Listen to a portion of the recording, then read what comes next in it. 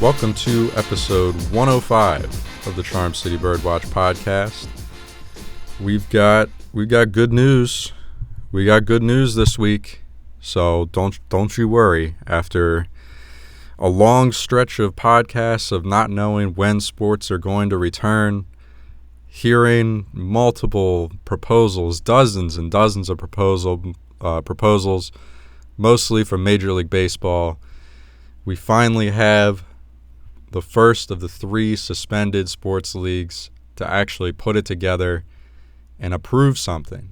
Last week, the NHL threw out their plan, which everyone is seemingly on board with, but they have not, figured it out logistically yet. Nothing has been confirmed there, but they have their format that they would like to go with. The NBA, in my opinion, did this the best out of all three. They waited until right before they were voting on this to pretty much announce the full details of everything. It was voted on the next day, passed without any question, without any issues, any major hiccups, and basketball is returning at the end of July. The NBA, it's going to be an interesting format. We're going to get into all of that.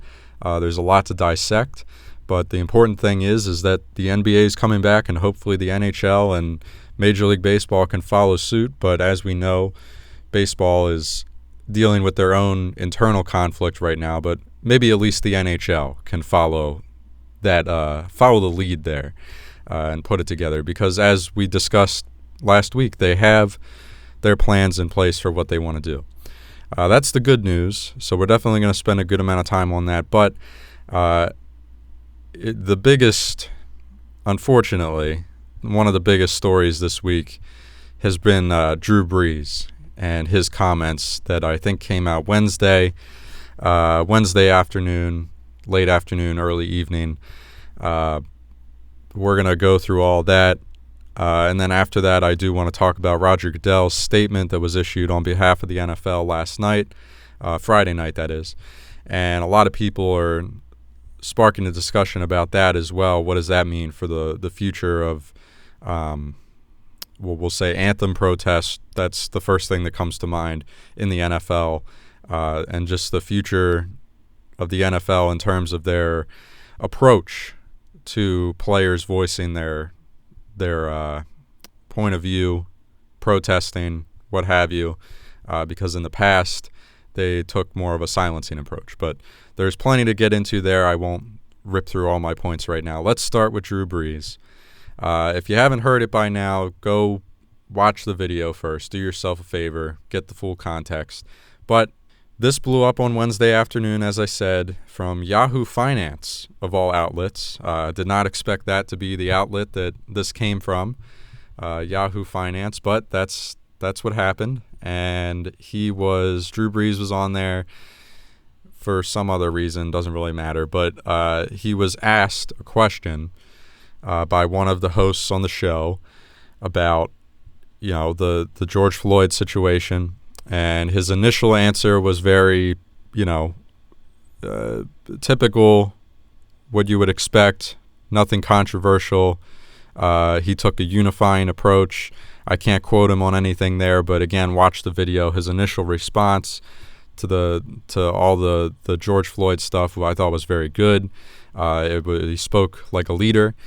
He was then asked a follow-up question if he sees anthem protests similar to what Colin Kaepernick did back in 2017, 3-4 years ago at this point, other players as well. If he sees that returning in 2020, and how does he feel about that being a locker room leader? That was the gist of the question. His answer, and I quote, "I will never agree with anybody disrespecting our flag."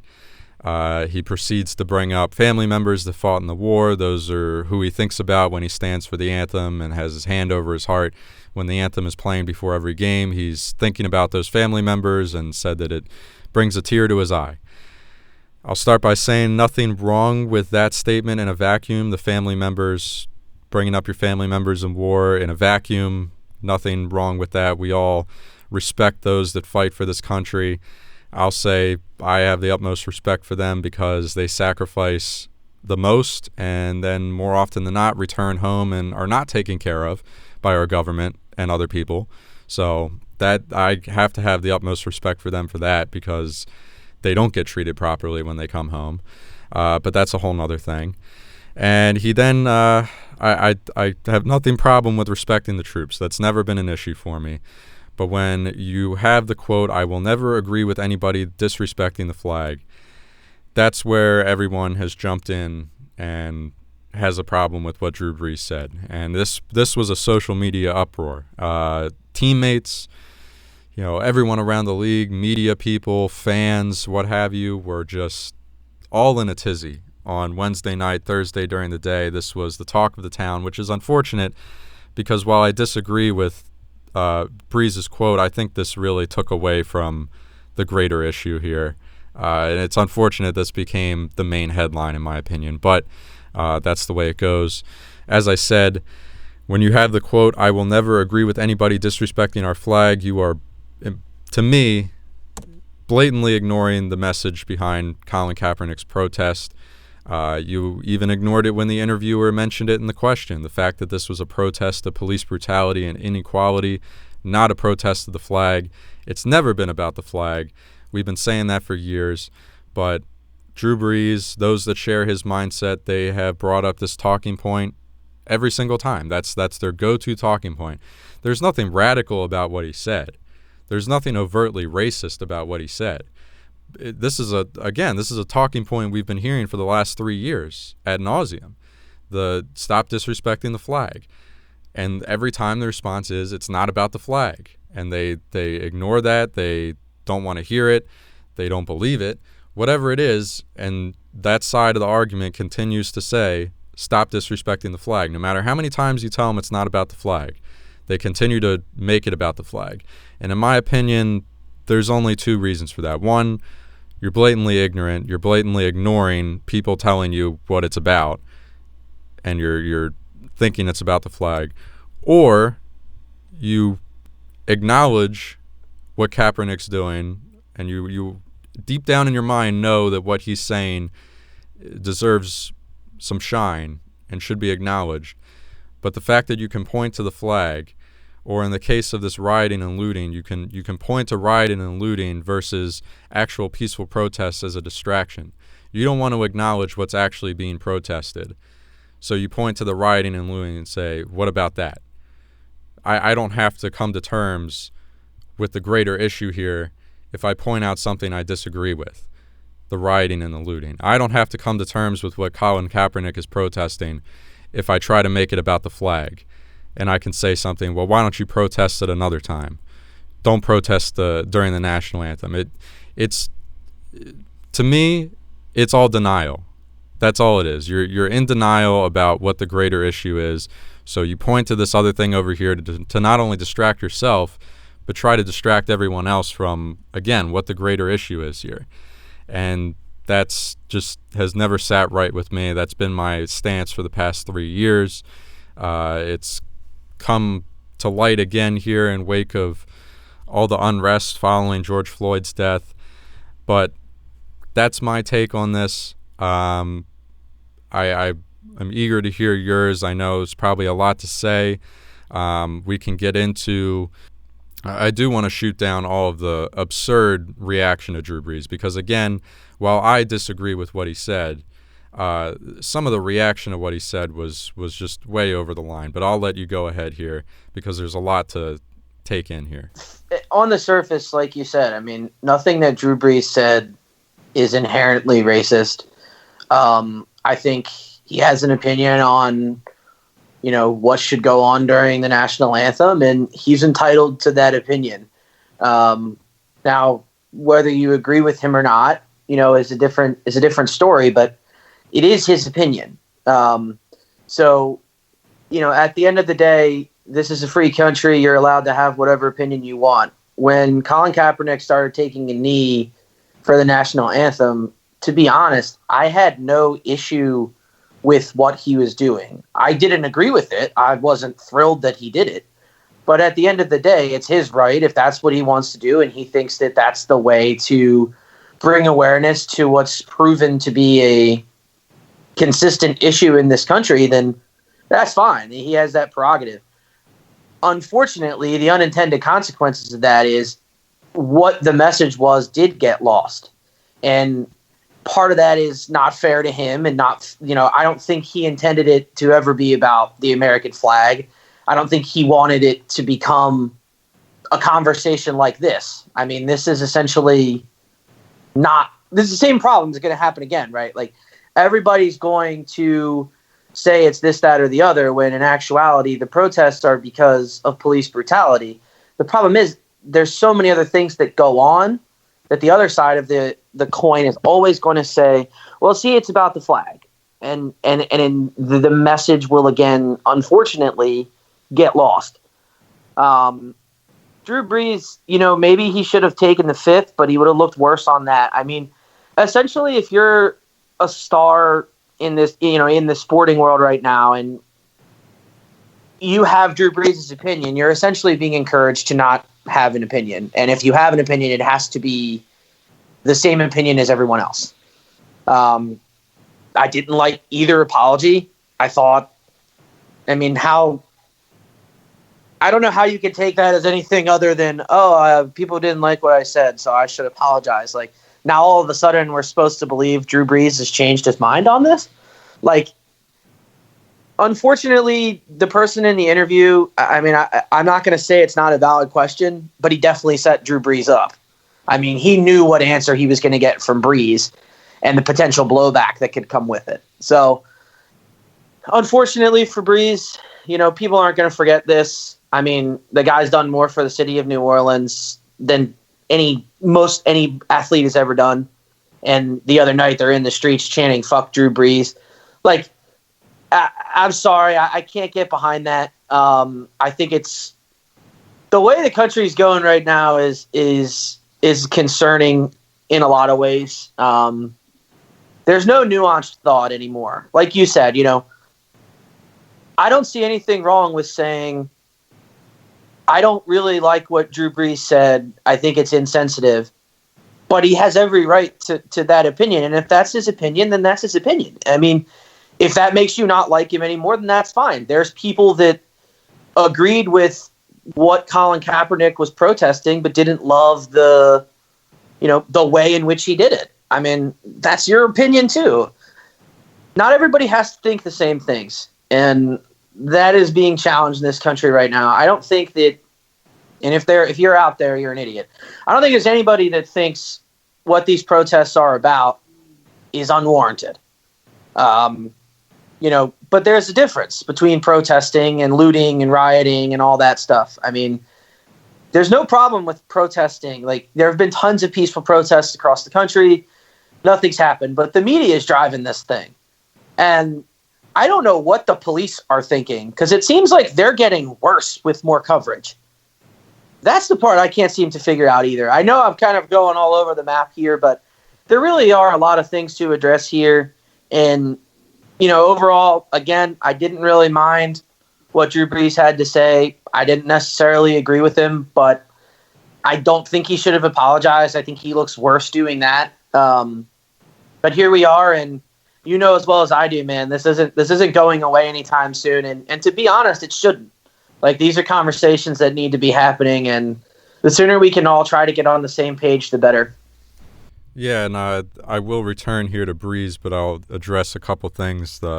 First and foremost, you're absolutely right about the peaceful protests far outweighing any other activities that we've seen across this country. There's far more people marching in the streets, what have you, than there are destroying things. And I would say most of the destruction occurred early in the week whenever this first started.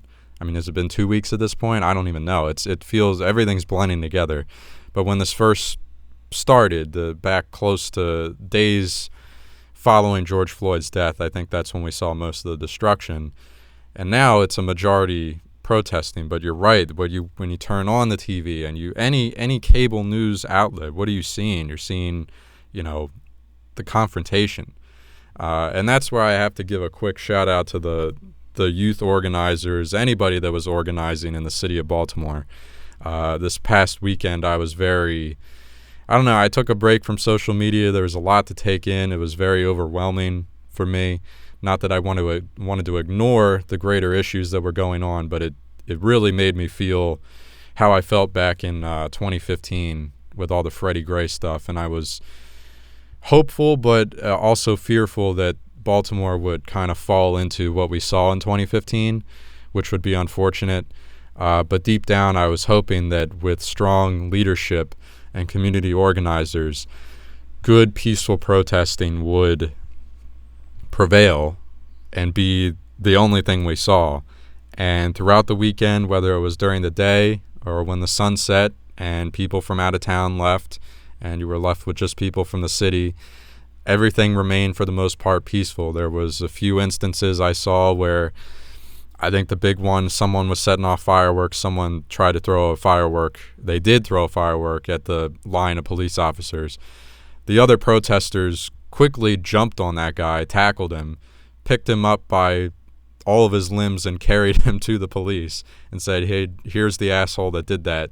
Deal with him. Don't wail on the rest of us. I just have to, again, tip my hat, salute, what have you, to all the organizers in Baltimore, because I think Baltimore, and Larry Hogan said this, he said this in a press conference shortly after, said that Baltimore set the standard for cities and their protesting and all that.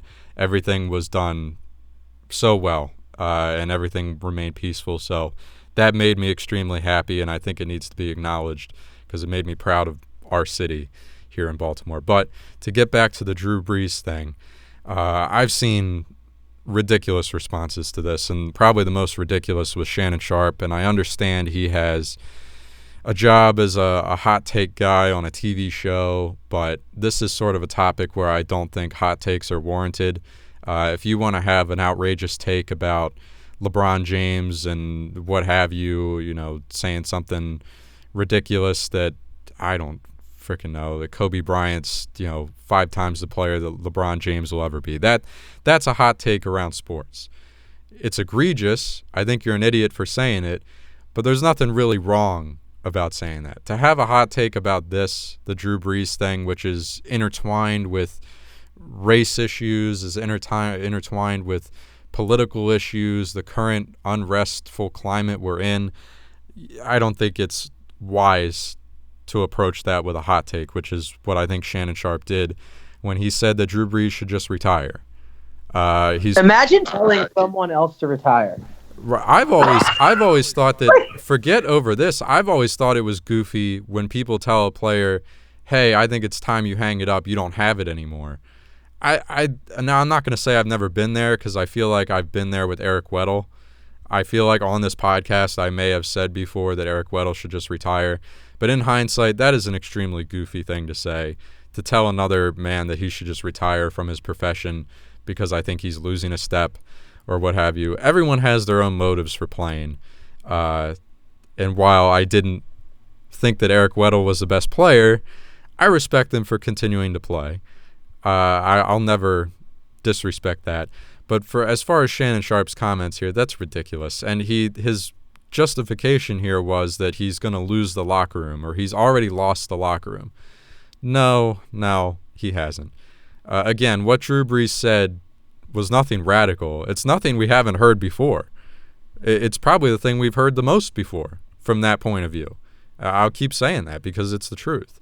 There's nothing new or crazy or outlandish in what Drew Brees said. We've heard it many times before.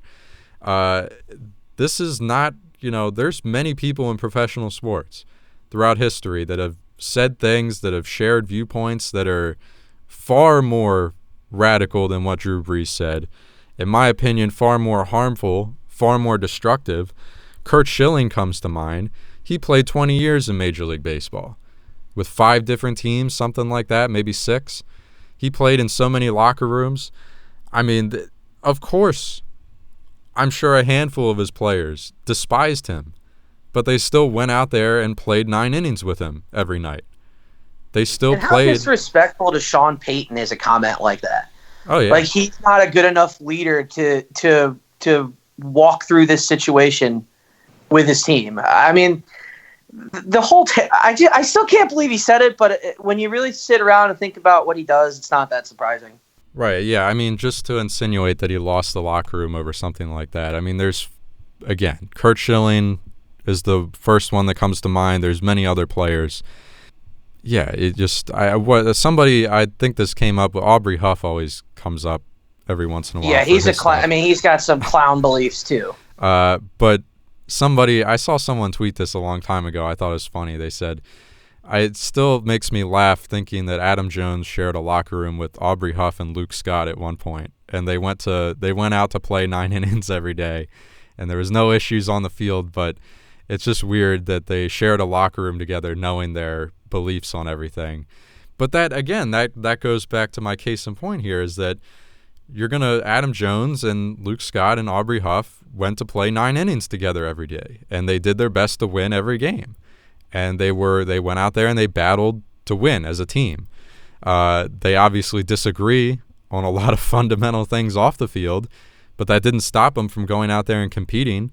That didn't stop Adam Jones and, all three of those guys from being locker room leaders in their own right, being veteran players or leaders of the Orioles at certain points. So that's where I just think what Shannon Sharpe said is ridiculous. And again, Drew Brees has already apologized publicly. You can feel how you want about that. I think it's not a good look that he apologized in text and then had to turn around and apologize in video because the text was received with backlash. They feel how you want about that, but he also apologized to his team in private. I know that's been confirmed.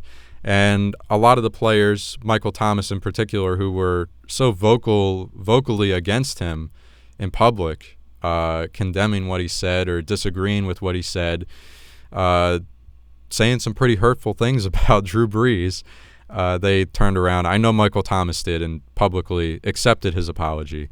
And to me, that's adults being adults right there. And I know the discussion will likely continue behind closed doors, but for Drew Brees to publicly apologize, which I think was the right thing to do, just from the teammates' perspective, publicly apologizing is a PR thing, but to apologize behind closed doors to your teammates, I think is the grown-up thing to do there. Whether you have a change of heart or not, I think that's being a leader. That's being an adult. So to me, that's again goes against what Shannon Sharpe said. Drew Brees has been a leader through this. He's turned around and apologized to his team. So, yeah, I got nothing else to say here. There's been a lot of talk about this, and it's led to, Kaepernick and getting back in the league and things of that sort. Should he have still been in the league? Yeah, he probably should have still been in the league. But at this point, I just think it's all posturing to talk about that kind of stuff. And again, this is what I keep going back to, and it's an unintended consequence, and it's not entirely fair. But now all people are talking about is the American flag and Colin Kaepernick. This has happened every single time that this has come up. And what are we not talking about? Police brutality. I mean, again, these are unintended consequences, but it is what it is. Like, you go online right now, all you're seeing is, Cap this and Cap that, and Drew Brees this and Drew Brees that. Like, we've once again lost the point again. So I hope we can get to the root of the issue and stop putting our attention on other things that are related to this topic. But I mean, I'm not overly hopeful that that's going to happen. So, whether or not Colin Kaepernick ever gets another chance in the league is one thing. I think he deserves an opportunity, but it's a tough sell for an organization. I mean, right now, if you bring in Colin Kaepernick, what are people going to say? Well, the first thing they're going to say is, "Oh, cool PR stunt. Like, you want to be the team that offers Colin Kaepernick a job." So that could then go one of two ways. What if he plays well and you don't start him? Like, he outplays your starter in the preseason. Because a team that's going to bring him in, I would think, is going to be a team that is a bottom-feeding type team. I can't see a bigger organization or like an elite organization doing something like that, because at that point, he's not going to play. So it's easier sell for you to bring him in. Then if he plays poorly and you have to cut him, then what? I just think there's so many things that work against it. But if someone decides to give him an opportunity, I hope that people find that genuine and that it is a genuine attempt to get him back in the league. But it's hard for me to buy all that, and we'll see how it turns out. I don't think he'll ever get another opportunity, but it's certainly possible. Yeah, let's be honest. He's fighting an uphill battle in two regards. The one, you have the whole blackballing issue, or whatever you want to call that. And you also have the fact that, again, unintentional consequence or intentional, however you want to view it, he's been out of football for 3 years, 3.5 years, something like that. Hasn't played 3 years, a snap. And again, that doesn't mean he can't return, but players that are injured and miss 2 seasons don't really get an invitation back. Players that are injured and miss 1 season, if they're on the end of a contract, depending on where they are in their career, might not get invited back. You know, guys have the NFL is very quick to push you out for whatever reason it is. And Kaepernick's a unique issue because it's something that is unlike what anyone else has really been pushed out of the league for. But it's been so much time has passed now, and it's unfortunate. But he's also fighting that battle. And again, I'll just keep calling it unfortunate because he did have that workout last year. And I think a lot of people that were there, and we've seen the video from it, he's still got a nice deep ball with a tight spiral, but that's just a man in a T-shirt and shorts throwing on a practice field. So at what point is he going to get the opportunity to actually show what he can do? And that's where I'm with you. I would love to see him get that opportunity to actually show in pads and against the defense and against, with actual NFL players and whatnot, full context, what he's capable of doing. But it's on the basis of it. I mean, so we've heard some players say it. Who was it? The one Bears player was like, "Well, we signed Mike Glennon. If you don't think that Colin Kaepernick doesn't have a place in the league, we've got space for Mike Glennon." Poor Mike Glennon, by the way. He just walked into the crossfire there. No fault of his own. Yeah, no doubt. But think about it. I don't know if you heard me or not. I had to step out, so maybe my connection's going bad. But look at the drama around the workout, too. That's another thing. He moved it at the last second. Like, it wasn't good enough that they decided to give him a workout and get their crews there and everything like that. It was another change up from his side of things. So I just see too much of a distraction. I just don't think the juice is worth the squeeze for a backup quarterback at this point. But I know other people feel differently, and I respect their opinion and will choose to agree to disagree. Right, and I think we both agree on just hoping the opportunity would be there. And also I think it was nice what you said, or definitely agree with what you said. If he does get signed by a team, can we not immediately jump on that and call it a blatant PR stunt? Can we just appreciate it for what it is? And that's a team giving Colin Kaepernick an opportunity to return to the league. What happens from there is, like you said, there's a whole nother set of paths we can go down from there. But if that opportunity does come, praise that, and at the very least be happy that the opportunity is there, and then be prepared to go down whatever path we may go down. Sticking with this whole greater issue, we need to talk about Roger Goodell and his comments last night. Released a video. It was on social media. I will probably insert the audio of it in here if you haven't heard it yet because, again, it came out Friday night. This will be dropping on Saturday. But basically the gist of this was Roger Goodell sat down and filmed a video giving us the bare bones in.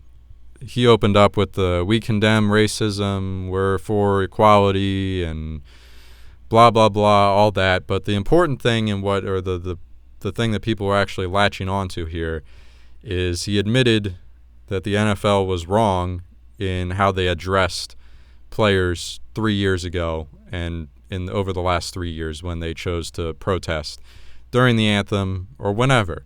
They were wrong in how they tried to, let's be honest, suppress that. So I think that carries a lot of weight. I thought Roger Goodell, he has to deliver the message. No one else should deliver the message. It has to be him. I understand that. But this dude's a robot. Can we just, he has no emotion. If they just typed this into this whole speech that he gave, 1 minute, whatever it was, typed it into a speak and spell, more emotion would have been delivered in this No message doubt. than what we saw from Roger Goodell. It was hard to listen to in that regard, but I'm not going to let that distract from the actual message here. He has again come out, said that there was wrongdoing. He said that he stands with the players as they protest. He threw Black Lives Matter in there at one point. So there's you again. I'll throw it in here if you want the full clip. It has been a difficult time for our country, in particular, Black people in our country.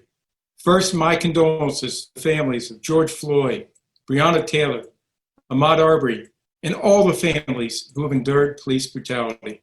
We, the National Football League, condemn racism and the systematic oppression of Black people.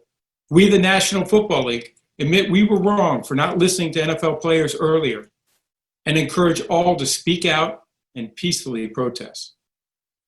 We, the National Football League, believe Black Lives Matter. I personally protest with you and want to be part of the much-needed change in this country. Without Black players, there would be no National Football League. And the protests around the country are emblematic of the centuries of silence, inequality, and oppression of Black players, coaches, fans, and staff. We are listening. I am listening. And I will be reaching out to players who have raised their voices and others on how we can improve and go forward for a better and more united NFL family. For me, at the end of the day, that's all well and good that you said this, but based on everything that we saw 3 years ago, over the past 3 years, actions are going to be what speak louder than words here. And really, they always will. Actions will always speak louder than words. But in this case in particular, I'm going to say, okay, show me. You can talk the talk, but can you walk the walk? And that's just how I feel, because so much BS was pulled by the NFL in 2017, 2018 when it came to this, that it's going to have to be a show me thing. And also the other thing to consider here, where do the owners factor into this? Because in my opinion, back in 2017, the owners were some of the most vocal against this. What happens when we get football back here in 2020? Adrian Peterson has already come out and said that he would definitely kneel if he's playing in 2020. I'm sure many other players share the same thought process. What happens if an owner like Jerry Jones, who I'm picking him out because he was one of the most vocal in 2017, what happens if when he pops off when a Cowboys player or multiple Cowboys players kneel during the anthem? What happens when he says that I'm requiring, I'm forcing all of the Cowboys players to stand for the anthem? We're right back where we started. Just because the league or, Roger Goodell is saying he stands with the players during their protest, he's not the owners, and the owners are their whole other entity that carries a lot of weight in this, and honestly carried more weight last time around, so I expect him to carry just as much this time around. So Jerry Jones is not alone. There's many other owners that feel the same way. These are the same owners that refuse to give Colin Kaepernick an opportunity over the years. So why would I think that their opinion is going to change collectively? Again, this is going to be something that I'm going to have to see with my own two eyes before I just take your lip service at face value. Yeah, it's a step in the right direction, but like you said, words without action really don't mean anything, and I'm interested to see how it works itself out, but it's going to be extremely difficult for the NFL when games get going again. I think you'll see people kneeling in the NBA, so I'm interested to kind of hear the response to that as well. And the other thing that this reminded me of, and if you want evidence, when I said the NFL pulled a lot of BS back in 2017, I had completely forgotten about this, but it came up when I was looking at Jerry Jones and I was trying to find some quotes from him in 2017 surrounding his thoughts on the anthem protests. And I stumbled upon what I had completely forgotten about, but was probably the biggest load of garbage the NFL tried to pull. And I think this is what they should be apologizing for mostly now, is do you remember the whole debate, I think it was in 2018, where they said, okay, if you want to protest the anthem, just stay in the locker room. That was the biggest load of crap. The biggest, let's push them out of sight, out of mind. We don't like what you're doing, so just sweep it under the rug so we don't have to look at it. So no cameras have to catch it, and we don't have to deal with answering any questions from it. You never cared about the greater issue being protested by Cap or any other players. You just wanted to sweep it under the rug because you didn't want to answer questions from the media. That is, I still, in hindsight, that looks even worse than it did in the moment in 2018. To tell players, hey, instead of kneeling, just stay in the locker room. Out of sight, out of mind, right? Get out of my sight. I don't want to see you. Yeah. Yeah, no, that's a pretty bad thing to look back on now for sure. Let's move on to the NBA. Let's get some good news in here. We talked about this sad stuff long enough. The NBA is coming back, as I said. They are returning at the end of July. July 31st is the target. Training camps, what have you, are going to begin in early to mid-July, so they'll be getting back into the swing of things soon. They, in my opinion here, have basically one-upped Major League Baseball and the National Hockey League, rolling out their plans for a return, waiting to do so until they were positive that this was going to be approved. They didn't, no offense to the NHL, but they threw out their proposal over a week ago at this point, and we haven't heard anything since. They're still sorting out the finer details. No, it's definitely, I'm pretty sure it's approved. They just don't have the dates, because they're kind of they just instituted phase 2, which is where they're starting training camps Monday. You can go back into the facilities, but they still don't have actual target start dates. They're kind of just playing everything by ear. Well, that's the thing. It's still a possibility it couldn't happen, right? Oh, for sure. If everything blows up with coronavirus and things start going wrong, then yeah, there's a good chance that they'll have to amend their plans. You're correct in saying that the NBA is the first league to give a target start date and say, this is the date we will resume playing. That is accurate. But the NHL plan is passed. It's just a matter of, okay, when do we actually start to set the wheels in motion here? Okay, yeah, important context there. Definitely. And salute to the NHL, because I think we had talked about it before that we thought that they would be you said they would be, you thought it was very likely the NHL would figure out a way to return. And they are obviously on their way to doing that. The NBA is there. And as we know, Major League Baseball is not. The debates continue to rage on, and we can get to this after the NBA. We'll get to the Major League Baseball stuff, because I do actually want to get into the whole 50-game proposal, the short season proposal that's floating out there. And just on top of that, even if we're going to have baseball in general, because it's looking more and more bleak as the days pass. But the NBA first. They're saving the day. They're coming through here July 31st, as I said. 22 teams are going to be in this resuming of the season and the postseason. 13 from the Western Conference, 9 from the East. So you have your top 8 seeds in the East plus the Washington Wizards. Your top 8 seeds in the West plus the Pelicans, Blazers, Spurs, Kings, and Suns. And I'll try to do my best to explain this, but you're going to have 8 games played before the postseason resumes.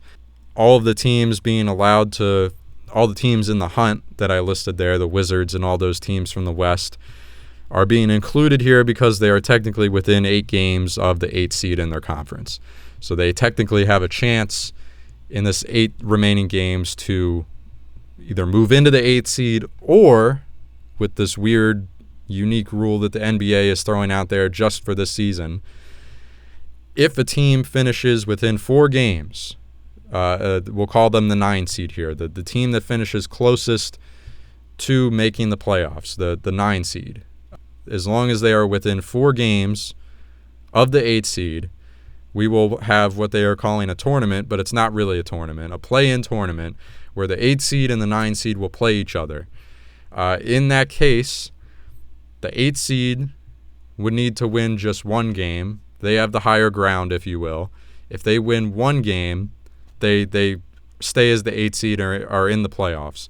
If the 9 seed wins 2 games against the 8 seed, not just 1, they have to win 2 games. So sort of like a loser's bracket rules. If you go into the loser's bracket and you get to the finals, you have to beat the the winner of the winner's bracket twice to officially be crowned champion. That is sort of what I'm drawing parallels to here. They would have to beat the 8 seed twice. They would become the 8 seed, and they're in the playoffs. It's a little weird. It's a little crazy, but I think it is fair to the teams that were, again, the season got shut down here out of the blue. We didn't really see this coming, and the Rudy Gobert thing happened, and all of a sudden we had to shut down the league. So again, the closest teams here, I think, are the Pelicans and the Blazers are tied at 3.5 games back. The Wizards are like 5 games back, 4.5. So no one is like super close where the league stopped and a team was like 1 game out of being a playoff team, which would be, again, in that case, it would be something where you're like, yeah, we need to give that team a chance to earn their way into the playoffs. But the closest team, again, is 3.5 games back. A lot of people are already saying this is the Zion rule. They want to see Zion Williamson and the Pelicans get a chance to make it into the postseason, or at the very least, since the Grizzlies are the current 8 seed in the West, they want to see the potential matchup between Zion and Ja Morant, which I'm all for. I think that would be exciting, but I can't help but laugh at this whole Zion rule thing that they're rolling out here, because they didn't have to. They could have jumped straight to the playoffs, but it's only 8 games. It's a little more excited, and at the very least, it serves as a little tune-up before we get to the actual playoffs, which I think all the other teams, whether you're, one of the top-tier seeds in the West or the East, you're going to be in favor of, because it allows you to actually play game-time minutes against actual competition before you're thrown right into the playoffs. You need to actually play real basketball and not just shoot around in the gym or play against your own teammates. You need real reps. 8 games, it'll be good in both regards there. But I'm guessing you're excited about this. I'm excited about this. I'm not even a big NBA guy, but I'll definitely be watching. And when they return, it's going to be an action-packed couple of months there through the end of summer and early fall, with the NBA playing out the remainder of the postseason. Yeah, actually, I started thinking about this a little bit. I was actually talking to some buddies yesterday, and it'll be cool to throughout the summer and into the fall, we're going to have, playoff hockey and playoff basketball aligning with regular season football, which, I mean, that's pretty cool. I'm excited for that. I know that baseball fans are sad because it looks like their sport's the furthest away from coming back, but as an NHL fan, NBA fan, I'm definitely stoked that both leagues appear close. I think the NBA system makes a ton of sense. You can call it the Zion rule all you want, but they still have to win the games and earn their opportunity to play whoever the 8 seed is. And who knows? They could go 8-0 and finish as the 7 seed, and then you could be like, oh wow, yeah, they probably deserve to be in the playoffs. You have to take into account that Zion is their best player. I know that people like Brandon Ingram. He's had a nice year, but they played most of the year without their best player, and they're still in contention. So I have no problem with giving these teams an opportunity to earn their way into the 1-game play-in scenario. I think it'd be cool to see how that would work itself out. Also, don't let the Wizards get hot. No, the Wizards probably aren't gonna run down the 8 seed, but yeah, I'm excited about it. Of course, you want to get. I just want to get games on TV, so I have something to look forward to. I've said this over and over again, but I'm just tired of watching what TV has to offer, and with everything that's going on right now in the world too, sports would be a nice escape for me. I know that we'll see protests in the NBA for the anthems and things of that sort. NHL usually kind of stays away from anything like that, but hey, if they want to, so be it. But I'm ready for sports, and it seems like the NBA has given us the start date. Hopefully they're able to keep to that, and hopefully there's no incidents and things don't spike, but we're getting there, Nolan. We're almost there. Yeah, it's certainly, I think this is going to do a lot for the optimism about sports returning, and it's doing a lot for my optimism about the NFL too, and just them being able to whether fans are there or not, to still hold a normal NFL season as we know it.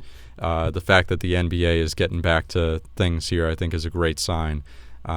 Because it was a week or two ago where we were all doom and gloom about the possibility of any sports coming back. It's just we weren't fed any positive information, and now here we are, and we actually have a concrete plan. So things can change quickly, I guess, but remain cautiously optimistic. I'll speak for myself there. And as far as the Wizards, I mean, at the very least, they're not really competing with any other teams in the hunt. All they have to do is finish within 4 games of the Magic, who I think are the current 8th seed, or whoever ends up being the 8th seed in the East. All they have to do is finish within 4 games there, and I think they're like 5 back right now. So easier said than done in an 8-game span, but at least they're not fighting off any other teams in the hunt. So all they have to do is kind of control their own destiny, if you will, win the games and earn the right to play a play-in game. But we all know the Wizards aren't really whether we get the Grizzlies versus the Pelicans or the Wizards get a play-in game, whatever. These teams are playing a little play-in tournament just to earn the right to get stomped by the Bucks or the Lakers, that's your prize. You win the play-in game and you get to the honor of getting blown out by the elite teams in the NBA. We'll leave it at that, and let's finish with Major League Baseball because things are not looking good here. The Players Union, I think it was yesterday. The Players Union issued a statement, maybe it was Thursday, said that the sides couldn't be farther apart in negotiations. The Players Union said they're so offended they're not even going to counter with anything right now. They're done. They're fed up. We all know the story at this point about the owners wanting to cut an agreement in principle. They turn back around. They want a bigger cut. And now we still don't have what length of a season we're going to have. The owners came out with something earlier this week and said, yeah, let's play a 50-game season. We just want to basically saying let's get to the playoffs as soon as possible. Let's try to beat whatever potential second wave of the coronavirus is going to come out. Let's just get this in. Let's make our money and get out of here and hope that 2021 is much better. But the ridiculousness of a 50-game season, I can't even. I'm seeing a bunch of people put out tweets and stuff about insane 50-game spans that certain players have had throughout recent history. Someone said in 2010 when Ubaldo Jimenez was actually good with the Rockies, through 50 games he had an ERA of like 0.8 or something. And again, he was pretty good back then, but he had an ERA of 0.8 pitching predominantly at Coors Field. So insane things can happen. Yeah, like the greatest half a season anyone's ever had at Coors Field. Right, insane things can happen in 50 games. The Orioles could get hot. Right, yeah. This is great for the Orioles. At the end of the day, should we be in favor of this as Orioles fans? Because, who knows? Anything can happen, Hanser Alberto's tearing it up. We've got, who else is on this team? We don't have Trey Mancini, but some other guys doing some things. Ruiz, baby. Yeah, who's the other big hitter? I wanted to say Jonathan VR. We don't have him anymore. Anthony Santander. Yeah, Santander. He's one of our guys. We like him. I like our guys. Yeah. So, and who knows the pitching? John Means. Maybe he has an ERA of like at a 0.8, something like that. Who knows? Maybe Alex Cobb can stay healthy for 6 weeks. You never know. Anything can happen. We can get at least 3 starts out of Alex Cobb, and maybe they're good. So we'll see what happens. But just the proposal of 50 games is ridiculous. What happens if someone hits like 400 in 50 games? That could happen. Well, they'll have to put an asterisk with it. And think about the Nationals last year. 19-32, I think, was their record through 51 games. Mm-hmm. And they won the World Series. Yeah. the Mariners started 13-2 last year. Right. That's a 13 wins is going to go a long way in a 50-game season. They ultimately collapsed, but they would probably make the postseason and be pretty high up, I would imagine. Plus, there's also the fact that we've I think both sides are in favor of this. So if baseball does return, I think this is a guarantee to happen, that the playoffs are expanded. More teams are going to get in. We know that for a fact, no matter how many games are actually played. More teams are going to make the cut. So that's a whole nother element to this where, again, the Orioles could do something crazy and make it in as one of the last teams to make the playoffs. And in that case, all bets are off because postseason baseball is already wild enough. Postseason baseball is already about who's getting hot at the right time, who can avoid getting cold at the wrong time, so to speak. You know, the Orioles in 2014 were a great team, looked like a World Series type of team. They got cold, and the pitching was still there against the Royals, but the Royals picked up some bloop singles, some broken bat singles, some freak plays here and there, and they won by all 4 of those games. They won by 1 run. So it's really all bets are off in the MLB postseason. Especially if you got a bunch of lefties in your rotation. I mean, we got Hanser Alberto hitting 400 off of lefties. The possibilities are endless. Yeah. So I just hope we get to see something. As an Orioles fan, I'm okay with a ridiculously shortened season. It would at least make things more exciting. And if the Orioles end up being bad and still end up being one of the worst teams in the league, at least we only have to witness it for 50 games instead of 162. But you know what? 5-45. Oh God, that'd be awful. They should win more than 5, right? No, I mean, you never know. No, they'll be like, if they do play a 50-game season, they'll probably be like 18-32 or something like that. Yeah. So we'll have to wait and see. I hope we just get the chance to see it because, again, I don't know how you feel, but everything that we've been fed day by day here tells me that this is nowhere close to being completed, and unfortunately, we're racing against the clock.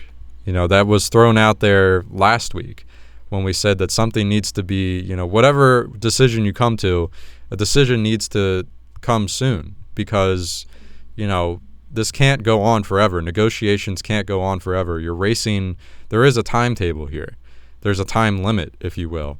That something can't be decided in early July about how baseball is going to return. Like, we need to figure it out soon if baseball is going to return.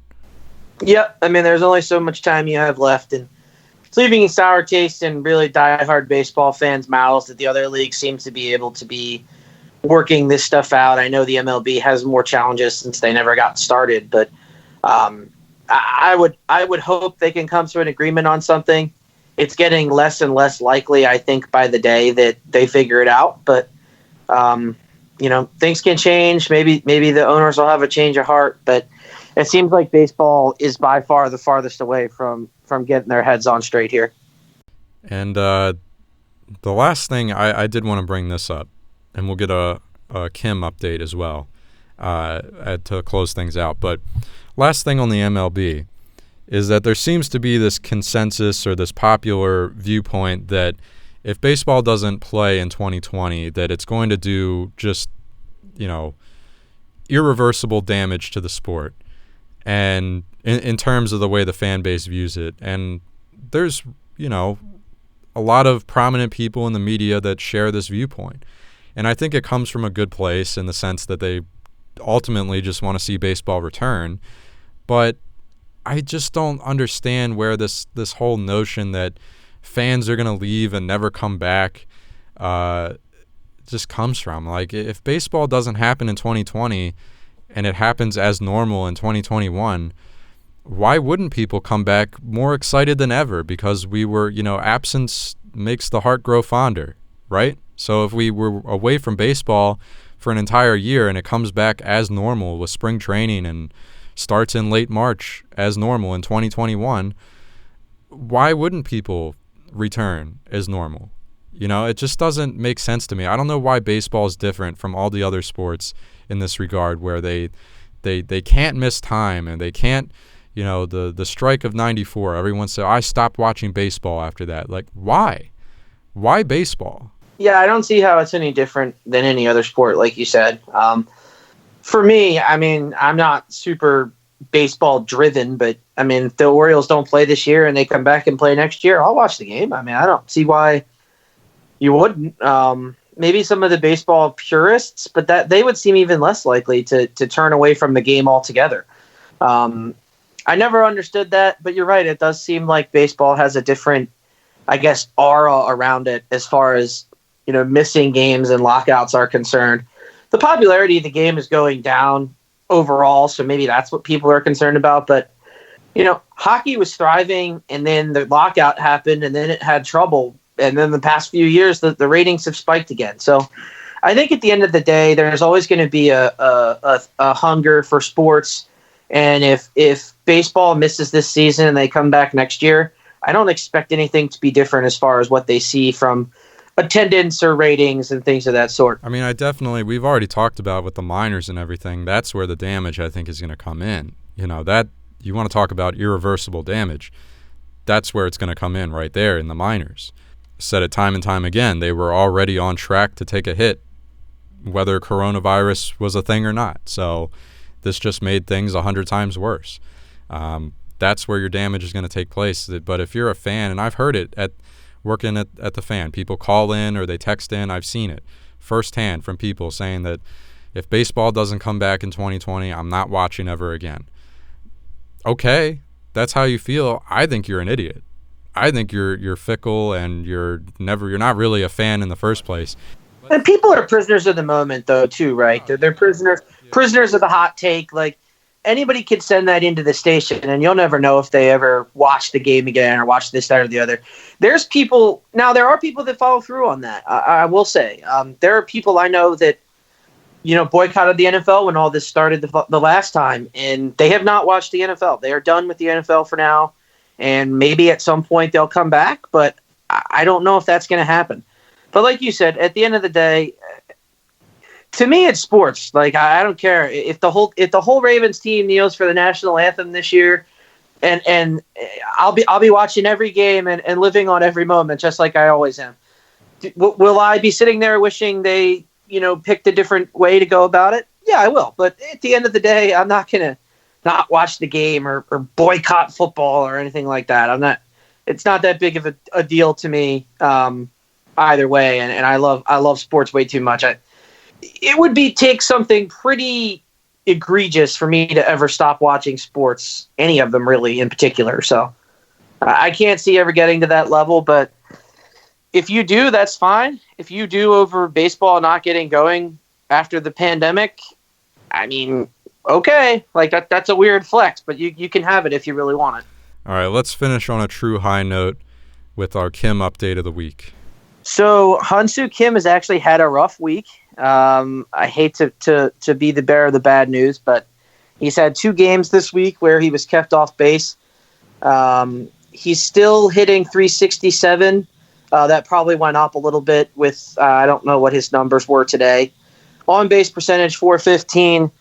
.523 slugging. He's still getting on base 41% of the time. That number is down from the past few weeks, but all it takes is a quick hot streak and he'll be good to go.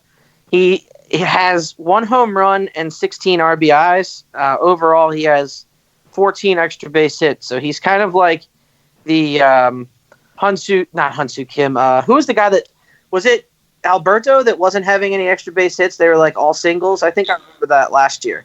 He's kind of like the Hanser Alberto of the LG Twins. The Twins are still sitting second in the KBO, I believe, as well. They're 17-11. So he continues to be a staple at the top of their lineup. He hits second, and the LG Twins are on ESPN2 tomorrow morning at 4 a.m. If you are an early riser or one of those people who stays up all night, you could see Hyun-Soo Kim live in action. Well, there you go. I'm not a manager, but wouldn't you? I know he's a good table setter, but if he's getting that many hits or getting on base that often, you're gonna move him into that cleanup spot, move him down in the lineup a little bit, start driving in some runs. Because again, 1 home run and only 16 RBI. Yep, 16. I mean, they haven't played that many games, I guess, but still, I mean, he's got to let him get the stats for God's sake. I'm sure he scored the most runs on the team. I would assume. Oh, I'm not sure on that. I don't know the rest of the big boppers for the LG Twins. I strictly follow Hansu. Okay. Well, yeah, we all do. That's all that matters. We're rooting for them. We're still rooting for the Twins as a whole. The LG Twins. They're gonna win it all. They're bringing it home this year. All right, we'll leave it at that. A roller coaster of an episode. A lot of ups and downs, emotional ups and downs. But there's episode 105. A weekly reminder here, the podcast is on YouTube and Spotify, so again, go subscribe on there, listen on there if you want. Continue to listen on SoundCloud, Apple, Google Play, whatever. We appreciate you listening. We are getting closer and closer here. We might have to become an NBA podcast. We'll see what happens. If baseball doesn't return and the Orioles aren't going to give us anything to update on a weekly basis, we'll turn into an NBA and an NHL podcast, which, hey, a Caps podcast. How about that? We'll talk more about the Capitals. It'll give us more time to talk about them. Not such a bad thing there. And the NBA, I'm sure, will be exciting as well. Remain patient. Remain optimistic. Cautiously optimistic. And I'll leave it at that. Thanks for listening. That was episode 105. We'll talk to you next week.